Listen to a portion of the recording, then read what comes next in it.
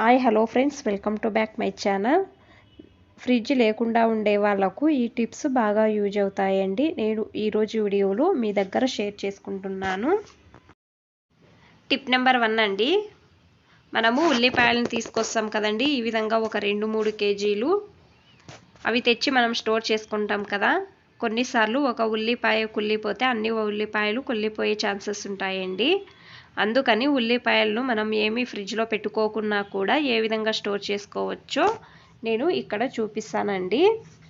First వీటిని మనము ఎండలో బాగా ఆరబెట్టుకోవాలండి. బాగా ఎండిన తర్వాత దానిపైన ఎక్స్ట్రా పొట్టు ఉంటుంది కదా, దాన్ని తీసేయాలండి. మనము ఈ విధంగా దేంట్లో వేస్తామో అంటే ఈ విధంగా ఒక బాక్స్, దానిలో గాలి ఆడే విధంగా బాక్స్లో వేసి పెట్టాలండి. గాలి ఆడడం వలన ఉల్లిపాయలు కుళ్ళిపోవండి. టిప్ నెంబర్ 2 అండి. నిమ్మకాయలను మనం ఈ విధంగా తీసుకొస్తాం కదండి, అవి ఫ్రిడ్జ్ ఉన్న వాళ్ళైతే ఫ్రిడ్జ్లో పెడతారండి. ఫ్రిడ్జ్ లేకుండా ఉండే వాళ్ళకు మనం బయట పెడతాం కదండి, అవి ఎండిన విధంగా అవుతాయండి. తర్వాత జ్యూస్ అవి చేయడానికి కాదు కదా. అందుకని ఈ విధంగా ఒక బౌల్లో నీళ్ళు తీసుకోండి. నీళ్ళు తీసుకొని దానిలో ఎన్ని నిమ్మకాయలు ఉన్నాయో అన్ని నిమ్మకాయలను వేసుకోండి. ఈ విధంగా డైలీ 1 అవర్ ఈ నీళ్ళలో వేసి వదిలేయండి. తర్వాత అవి బయటకు పెట్టుకొని మీరు యూజ్ చేసుకోవచ్చండి. అప్పుడు అవి ఫ్రెష్గా ఉంటాయండి. టిప్ నెంబర్ 3 అండి. ఫ్రిడ్జ్ లేకుండా ఉండే వాళ్ళకు శొంఠిని ఏ విధంగా స్టోర్ చేసుకోవచ్చో అని చూద్దామండి. ఫస్ట్ ఈ విధంగా శొంఠిని అంతా బాగా కడుక్కోవాలండి. దాంట్లో ఉన్న మన్ను ఉంటుంది కదా, అదంతా క్లీన్ చేసుకోవాలండి. క్లీన్ చేసుకున్న తర్వాత ఈ విధంగా ఒక బట్టను తేమ చేసుకొని పిండుకొని పెట్టుకోవాలండి. తర్వాత ఈ విధంగా శొంఠిని దానిలో వేసుకోవాలండి. క్లోజ్ చేసి మీరు ఏమైనా నీళ్ళలో పాత్రలో స్టోర్ చేసి పెట్టుకుంటే ఈ విధంగా పాత్రలో నీళ్లు తీసుకొని దానిపైన ఒక ప్లేట్ పెట్టుకోవాలండి.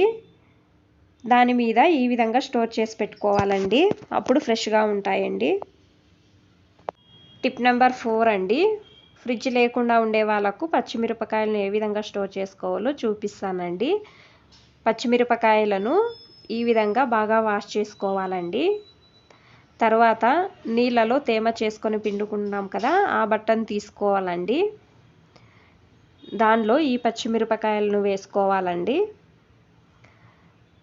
తర్వాత క్లోజ్ చేసి పెట్టుకోవాలండి. ఈ విధంగా ఏమీ కావండి, 4 రోజుల వరకు బాగుంటాయండి. టిప్ నెంబర్ 5 అండి. మనము ఈ విధంగా టెంకాయను కొడతాం కదా, దానిలో అర్ధం యూజ్ చేసి ఉంటాము, ఇంకా హాఫ్ ఉంటుందండి. అది ఏమైనా బయట పెడితే కొంచెం అంటంటుగా ఉంటుందండి, తొందరగానే పాడవుతుంది కదా. ఆ విధంగా కాకూడదు అంటే ఈ విధంగా ఒక చిటికెడు ఉప్పును తీసుకొని ఆ టెంకాయకు బాగా అన్ని వైపులా ఈ విధంగా స్ప్రెడ్ చేయండి. ఈ విధంగా స్ప్రెడ్ చేస్తే అది తొందరగా అంటుగా రాదండి, బాగా నీట్గా ఉంటుందండి. చూస్తున్నారు కదండి. తర్వాత ఇంకొక టిప్ కూడా ఉందండి, ఇంకో మెథడు. టెంకాయ పాడవకూడదు అంటే ఈ విధంగా ఒక బౌల్లో ఉప్పును తీసుకోండి, రాళ్ళ ఉప్పు. ఆ ఉప్పు బాక్స్లో ఈ విధంగా టెంకాయ చిప్పను పెట్టుకోండి. వేసి పెడితే ఏమీ కాదండి, ఫ్రెష్గా ఉంటుంది. టిప్ నెంబర్ 6 అండి. పెరుగును బయట పెడితే అది తొందరగా పుల్లగా అవుతుంది కదండి, తినడానికి కాదు కదా. అందుకని ఈ పెరుగు బయట పెట్టినా కూడా పుల్లగా కాకూడదు అంటే ఎండు కొబ్బరి ఉంటుంది కదండి, దాన్ని తీసుకొని ఈ విధంగా ఒక 2 పీసులు దానిలో వేయడం వలన పెరుగు అనేది పుల్లగా కాదండి, ఫ్రెష్గా ఉంటుంది. అలాగే ఇంకొక టిప్ అండి.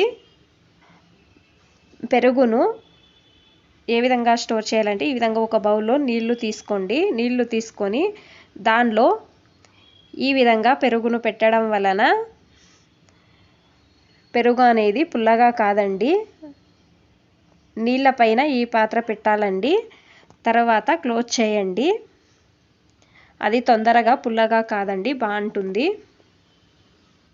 టిప్ నెంబర్ 7 అండి. మనం పాలను తెస్తాం కదండి, అవి వేడి చేసి పెడతామండి. ఒక్కోసారి పాలు విరిగిపోతాయండి సాయంకాలం అంతసేపటికి. అలాంటి టైంలో ఏం చేయాలంటే పాలును బాగా వేడి చేసుకోవాలండి. వేడి చేసిన తర్వాత ఒక అర్ధ స్పూన్ అంతా ఈ విధంగా వంట సోడాను వేసుకోవాలండి. వేసి మిక్స్ చేసి పెట్టుకోవాలండి. పాలు అనేవి విరిగిపోవండి. ఈ విధంగా పాలు కూడా మనం నీళ్ళ పైన అంటే ఈ విధంగా అండి, ఒక బౌల్లో నీళ్ళు తీసుకొని దానిలో నీళ్ళ పైన ఈ విధంగా పెట్టుకోవాలండి. క్లోజ్ చేసి పెట్టడం వలన బాగుంటాయండి, ఏమీ కావండి. టిప్ నెంబర్ 8 అండి. బంగాళదుంపలు పాడవకూడదు అంటే ఒక టిప్ ఉందండి. ఈ విధంగా వెల్లుల్లిని వేసి పెడితే మధ్యలో బంగాళదుంపలు అనేవి తొందరగా పాడవండి, బాగుంటాయి. టిప్ నెంబర్ 9 అండి. మనం కాయగూరలను తెస్తాం కదండి, ఈ విధంగా తెచ్చి వెంటనే కాయగూరలను మనం బాగా వాష్ చేసుకోవాలండి. కొన్ని నీళ్లు తీసుకోండి. దానిలో ఒక స్పూను అంతా ఉప్పును వేసుకోవాలండి ఈ విధంగా. తర్వాత మనము వంటకు యూజ్ చేస్తాం కదా, ఆ పసుపును వేసుకోవాలండి. వేసుకొని మిక్స్ చేసుకోవాలండి రెండింటిని.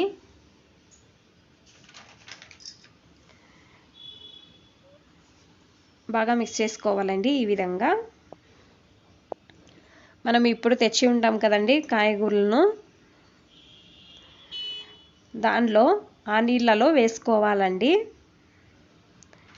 ఇవి ఒక అర్ధ గంట సేపు అది అలాగే వదిలేయాలండి నీళ్ళ లోపలే.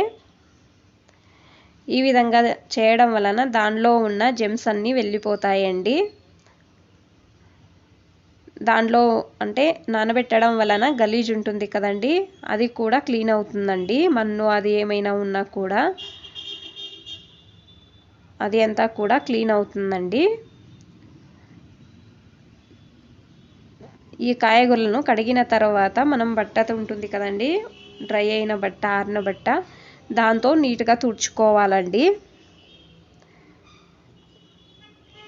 కాయగూరలు అనేవి పాడవండి. ఇవి మనము ఫ్రిడ్జ్లో పెట్టినా కూడా ఇదే విధంగా నీట్గా కడుగు పెట్టుకోవాలండి. బయట పెట్టినా కూడా ఈ విధంగానే చేసుకోవాలండి, బాగా ఫ్రెష్గా అనేవి ఉంటాయండి. మీకు ఈ వీడియో ఇష్టమైతే కామెంట్ చేయండి. ఫ్రిడ్జ్ లేకుండా ఉండే వాళ్ళకు ఈ టిప్స్ బాగా యూజ్ఫుల్ అవుతాయండి. మీకు ఈ వీడియో ఇష్టమైతే ప్లీజ్ లైక్ చేయండి, అలాగే కామెంట్ చేయండి, మీ ఫ్యామిలీకి ఫ్రెండ్స్కి షేర్ చేయండి. Thanks for watching. ధన్యవాదాలు.